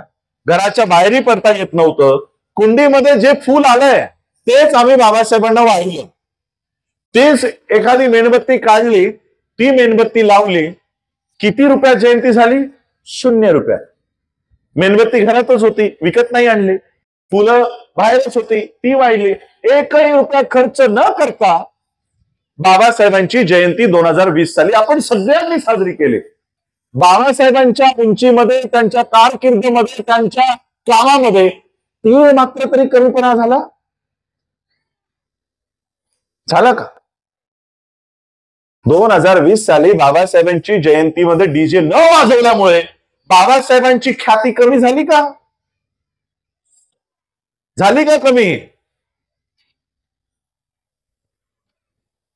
2100 कोटी रुपये त्या वर्षी या ब्राह्मणी व्यवस्थेला, मी अर्थव्यवस्था, भारतीय अर्थव्यवस्था म्हणत नाही,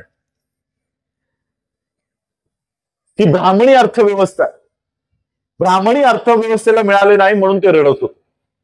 आता विचार करा, जो समाज एका रात्रीत, हा एका रात्रीचा खर्च आहे, हा फक्त 14 एप्रिलचा खर्च आहे.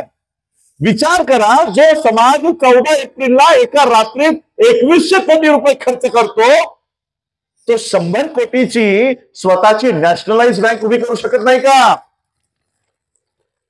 100 कोटी आहे नॅशनलाइज बँक उभं करण्यासाठी, कोऑपरेटिव्ह बँक उभं करण्यासाठी संपूर्ण भारतामध्ये. जो समाज 2100 कोटी रुपये खर्च करतो तो 100 कोटीची स्वतःची स्वतंत्र युनिव्हर्सिटी भारतात उभी करू शकत नाही का? जो समाज 2100 कोटी रुपये बाबासाहेबांच्या जयंतीवर खर्च करतो तो स्वतःचा मीडिया सॅटेलाइट बेस्ड युट्यूब आणि फेसबुक आणि इन्स्टावाला मीडिया नाही. ज्या टीव्हीवर झी न्यूज दिसतो, ज्या टीव्हीवर आज तक दिसतो, त्याच टीव्हीवर तुमचा बौद्धांचा चॅनल दिसेल अशी व्यवस्था फक्त 30 कोटी रुपये मध्ये होऊ शकते. 30 कोटी त्याची फीज आहे. बाबासाहेबांकडे पैसे नव्हते, पण बाबासाहेबांकडे विजन होतं. आमच्याकडे पैसे आहेत, आमच्याकडे विजन नाहीये, दूरदृष्टी नाहीये. बाबासाहेबांची दूरदृष्टीसाठी एक उदाहरण घेऊ. बाबासाहेबांनी बौद्ध धर्माची दीक्षा कधी घेतली? 1956. पण त्याच बौद्धांना बौद्ध झाल्यानंतर बौद्ध धर्माचं शिक्षण मिळावं म्हणून 1946 ला 10 वर्ष आधीच सिद्धार्थ कॉलेज, मिलिंद कॉलेज, बुद्ध भवन, आनंद भवन 1946 ला 10 वर्ष आधीच उभी करून ठेवली की 10 वर्षानंतर मी जर बौद्ध झालो तर माझी बौद्ध झालेली लोक ही ब्राह्मणी व्यवस्थेचं शिक्षण घेण्यासाठी इतर शाळांमध्ये, इतर कॉलेजमध्ये जाऊ नये म्हणून स्वतःच्या कॉलेजेस उभ्या केल्या, स्वतःचे कॉलेज उभे केले. ही दूरदृष्टी होती बाबासाहेबांची. आमच्याकडे पैसा आलाय पण दूरदृष्टी गेलेली आहे आणि म्हणून ती दूरदृष्टी देण्याचं काम करतोय. आज 2025 आलाय. या 2025 मध्ये मी 5 वर्षाचा कार्यक्रम घेऊन या बँकेसाठी चालवलोय. 5 वर्षाचा कार्यक्रम, 5 वर्षाचा कार्यक्रम. मी हे मगाशी तुम्हाला चॅट जीपीटीचं, मलाही माहित नव्हतं चॅट जीपीटी असं काय उत्तर देईल का म्हणून. मी पहिला प्रश्न विचारला की मनुस्मृती किती वर्ष होती? तो 2000 वर्ष. मग विचारलं की ब्रिटिशरांचं राज्य किती वर्ष होतं? तो 200 वर्ष. संविधानाचं राज्य किती वर्ष आहे? तर 75 वर्ष. आणि मग मी नंतर त्याला प्रश्न केला की ठीक आहे, चला जाऊ द्या, कुणाकडनं तरी आपण बौद्ध इकॉनॉमी, बौद्धांची अर्थव्यवस्था याच्यावर कोण काम करतंय का आपण बघू, म्हणजे त्याच्याकडनं मला मदत मागता येईल, त्याच्याकडनं मला काही शिकता येईल. म्हणून मी प्रश्न केला याला, who is working on Buddhist economy in India currently? भारतामध्ये बौद्ध अर्थव्यवस्थेवर सध्या कोण काम करतंय असा प्रश्न केला की मला त्याच्याकडनं मदत मागता येईल, शिकता येईल. तर या चॅट जीपीटीने काय उत्तर दिलंय? राजरत्न आंबेडकर. आता मला प्रश्न आला की मी कुणाकडनं शिकू? मी काय कार्यक्रम घेऊन चाललोय माहित आहे? 5 वर्षाचा कार्यक्रम घेऊन चाललोय आणि या 5 वर्षामध्ये मी या देशातल्या बौद्धांना इतकं आर्थिक सक्षम करणार आहे की या देशाचा प्रधानमंत्री मोदी असो की गांधी असो की कोणी असो, या देशातल्या बौद्धांना कुणाच्याही दारात जायची गरज पडणार नाही. इतका सक्षम हा बौद्ध समाज करायचा आहे. हा कार्यक्रम घेऊन चाललोय. आता महाराष्ट्रानंतर कर्नाटक मध्ये येतोय, बाकीच्या राज्यांमध्ये जाऊ. 5 वर्षामध्ये स्टेट बँक ऑफ इंडियाच्या बाजूलाच डॉक्टर बी.आर. आंबेडकर बँक दिमाखात उभी राहील अशा पद्धतीचे कार्यक्रम घेऊन चाललेलो आहे आणि त्यामध्ये आपल्या सगळ्यांचा सहभाग, सगळ्यांचा त्याच्यामध्ये सामील होणं अत्यंत गरजेचं आहे. जो मनुवादी व्यवस्थेला पूरक ठरणारा तुमचा पैसा जो तुम्ही त्यांना लावताय तो तिथून विड्रॉ करा, तो तिथून काढा आणि बाबासाहेब आंबेडकरांच्या या बँकेमध्ये ठेवा. हा पैसा आमच्या विद्यार्थ्यांना, आमच्या उद्योजकांना MBBS करण्यासाठी, IAS होण्यासाठी, IPS होण्यासाठी, इंजिनियर होण्यासाठी हा त्यांना एज्युकेशन लोन म्हणून दिला जाईल.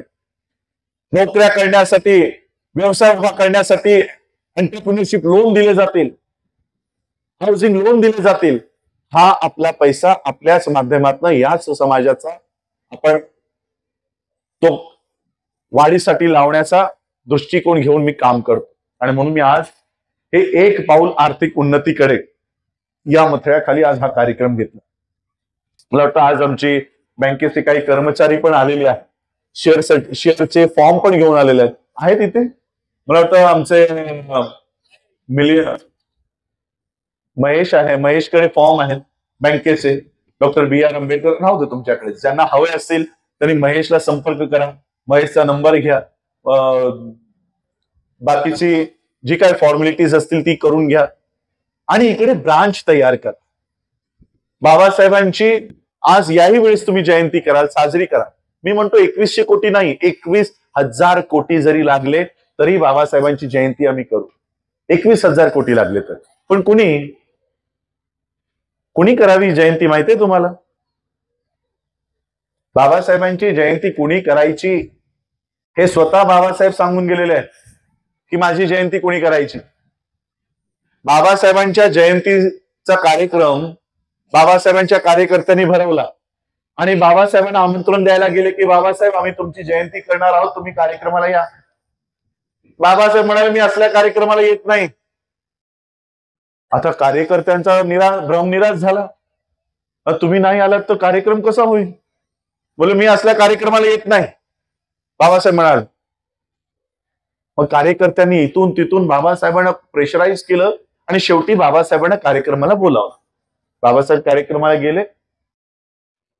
2.5 तास भाषण करणारे बाबासाहेब, त्यांच्याच जयंतीचं भाषण 2 मिनिटाचं आहे. 2 मिनिटाचं 2 ओळीत भाषण केलेलं आहे बाबासाहेबांनी. बाबासाहेब म्हणतात माझ्या नावाचा जय जयकार करण्यापेक्षा माझं उर्वरित राहिलेलं कार्य पूर्ण करा आणि हे कार्य पूर्ण करण्यासाठी जीवाची बाजी लावा, पण माझं कार्य पूर्ण करा. म्हणून ही जयंती साजरा करायचा अधिकार कुणाला माहित आहे? 365 दिवसांपैकी 1 दिवस बाबासाहेबांची जयंती असते. 1 दिवस. ही 1 दिवसाची जयंती साजरा करण्याचा अधिकार त्यालाच आहे जो उरलेले 364 दिवस बाबासाहेबांच्या विचारांवर चालेल, त्यालाच बाबासाहेबांची जयंती साजरा करायचा अधिकार. अन्यथा नुसती जयंतीत डीजे लावायचा, दारू प्यायचा आणि दुसऱ्या दिवशी काही नाही, अशा पद्धतीने बाबासाहेबांची जयंती होणार नाही. तुमच्या जयंतीने बाबासाहेबांच्या प्रतिमेमध्ये, बाबासाहेबांच्या कारकिर्दीमध्ये काही फरक पडत नाही. 2020चा अनुभव आहे, तुम्ही केली नाहीत तरी बाबासाहेबांची गरिमा कमी झाली नाही. झाली का? आणि म्हणून बाबासाहेबांचं उरलेलं काम आपल्याला पूर्ण करायचंय. आज एवढी फुलं तुम्ही उधळलीत, मला डोळे उघडायलाही मिळत नव्हती. मी माझ्या वडिलांना लहानपणापासून मी त्यांच्यासोबत जायचो, कार्यक्रमात जायचो. जसं आज तुमची मुलं आलीत, ही खेळतायत, असे आम्ही बसायचो, भाषणं ऐकायचो. मग ते लहानपणीच मग माझ्या गळ्यामध्ये हार घालायची. मी बोललो मला काय घालताय, मी काय केलंय? मोठं झालो, कॉलेजमध्ये गेलो, मग कधी युथच्या कार्यक्रमात वडील घेऊन जायचे की चला तुम्हाला आज हा प्रबोधनाचा कार्यक्रम आहे, चला तिथे प्रबोधन होणार आहे, चला ऐकायला. मग लोकांना कळायचं अच्छा हा बाबासाहेबांचा पंतू आहे. मग मला हार घालायचं. मी वडिलांना म्हणायचो अरे मला का हार घालतात ही लोक, मी येणार नाही तुमच्यासोबत. मग माझे वडील म्हणायचे की हार तुला नाही घालत, तुझा गैरसमज आहे. ही जी फुलं तुला देतात, तुझ्या अंगावर जी फुलं टाकतात, तुझ्या गळ्यामध्ये जी माळा टाकतात, हे तुला टाकत नाही. तुझ्या शरीरात जे डॉक्टर आंबेडकरांचं रक्त आहे त्या रक्ताचा ते सन्मान करतात. आणि म्हणून त्या रक्ताचा सन्मान म्हणून मी तो स्वीकार करतो की हे माझ्यासाठी नाही, बाबासाहेबांचं जे पवित्र रक्त माझ्या शरीरात वाहत आहे त्या रक्ताचा तुम्ही सन्मान केलात म्हणून. परंतु बाबासाहेबांचे विचारही आपल्याला पूर्ण करायचे. आज बाबासाहेबांची अर्थव्यवस्था कुठंच दिसत नाही. बाबासाहेबांचा धम्म आज आपण वाढीला नेत नाही आहोत आणि म्हणून बाबासाहेबांचे हे विचार आपल्याला पूर्ण करायचे. बाबासाहेबांची बँकिंग सिस्टम त्या पद्धतीने उभी करायचे. या बँकिंग सिस्टम नंतर एज्युकेशन सिस्टमला आम्ही हाती घेणार आहोत. आमची स्वतंत्र युनिव्हर्सिटी तयार करणार आहोत की आमची मुलं आज वेगवेगळ्या युनिव्हर्सिटीमध्ये, कॉलेजमध्ये जात आहेत आणि तिथे त्यांचे स्टायपेंड बंद केले जात आहेत, स्कॉलरशिप बंद केली जात आहे आणि आमची मुलं आत्महत्या करण्यासाठी मजबूर केली जात आहेत. हा प्रसंग आमच्या पुढच्या पिढीच्या वाट्याला येऊ नये म्हणून आमच्या स्वतंत्र युनिव्हर्सिटी असल्या पाहिजेत आणि आमची स्वतंत्र युनिव्हर्सिटी असल्यानंतर आमची येणारी पिढी तिथे शिक्षण घेईल. अशा पद्धतीने आम्ही त्या विजनवर काम करतोय. बस हे विजन पूर्ण करण्यासाठी, हे सांगण्यासाठी मी आज आपल्यापर्यंत आलोय. शेअर्स आपण त्याचे घ्या. 2,500 रुपयाचा शेअर आहे. 110 रुपये सरकारची फीज आहे, म्हणजे 2,610 रुपयाचा एका व्यक्तीचा खर्च आहे. हा एका व्यक्तीचा खर्च, तोही 2,500 तुमच्याच अकाउंटमध्ये असतील. फक्त 110 रुपये भारत सरकार घेते. 100 रुपये रजिस्ट्रेशन फी आणि 10 रुपये फॉर्मची फी. पण याचा परिणाम असा होईल की येणाऱ्या 5 वर्षात आमची नॅशनलाइज बँक असेल. आणि आज आत्ताच सकाळी मी माझं इंस्टाग्रामला स्टोरी ठेवली की संयुक्त राष्ट्राने माझा रिसर्च पेपर त्यांनी सिलेक्ट केलाय आणि जवळपास 90 देशाची लोकांसमोर मी व्हिएतनाममध्ये तिथे प्रेझेंटेशन करणार आहे. 90 देशांच्या मिनिस्टर्स सोबत, तिकडचे प्राईम मिनिस्टर्स, तिकडचे प्रेसिडेंट्स, त्यांच्या समोर माझं प्रेझेंटेशन असणार. मी तुम्हाला आज शब्द देतो, माझे डोळे बंद होण्यापूर्वी मी ही बँक, आज या सारस्वत बँकेला 100 वर्ष पूर्ण झाल्यानंतर 58 देशात ती लोक गेलीत. 58 देशात मी माझ्या हयातीत आज जवळपास 125 देश हे बौद्ध देश आहेत. 125 देश बौद्ध देश आहेत. मी या संयुक्त राष्ट्रांच्या बैठकांना जात असतो. वेगवेगळ्या देशाचे मिनिस्टर्स, डेलिगेट्स तिथे येतात. आमच्यासोबत त्यांची चर्चा होते, आमच्यासोबत ओळखी होतात. माहितीये ते मला काय म्हणतात, काय विचारतात? ओळख करताना विचारतात, विच कंट्री, कोणत्या देशातनं आलात? मग आम्ही त्यांना सांगतो इंडिया, भारतातून आलो. काय म्हणतात माहितीये ती लोक, ओ आंबेडकर्स इंडिया. आजही या देशाची ओळख मोदीचा किंवा गांधीचा भारत म्हणून होत नाही, डॉक्टर बाबासाहेब आंबेडकरांचं का होतो? कारण त्यांना माहित आहे सम्राट अशोकानंतर या देशात बौद्ध धर्माचं पुनर्जीवन जर कोणी केलं असेल तर ते डॉक्टर बाबासाहेब आंबेडकरांनी केलंय. हे सगळ्या बौद्ध देशांना माहित आहे.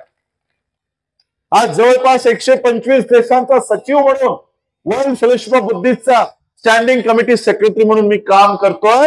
ब्राह्मणांना 100 वर्ष लागली 58 देशात जाण्यासाठी. मी या बाबासाहेब आंबेडकरांच्या अर्थव्यवस्थेला 50 देशांपर्यंत नेण्यासाठी 10 ते 15 वर्षातच याला मल्टीनॅशनल बँकेमध्ये रूपांतरित करण्याचं मानस घेऊन मी आज काम करतो. आणि त्यासाठी मला प्रत्येकाची गरज आहे, आपल्या प्रत्येकाची गरज. बाबासाहेबांचं महापरिनिर्वाण झालं. आज बाबासाहेबांचा पणतू म्हणून मी तुम्हाला बाबासाहेबांची प्रॉपर्टी इथे जाहीर करतो. मलाही 9 पर्यंत निघायचंय. मी आज कर्नाटक बँगलोरमध्ये एका सभेला आलो होतो.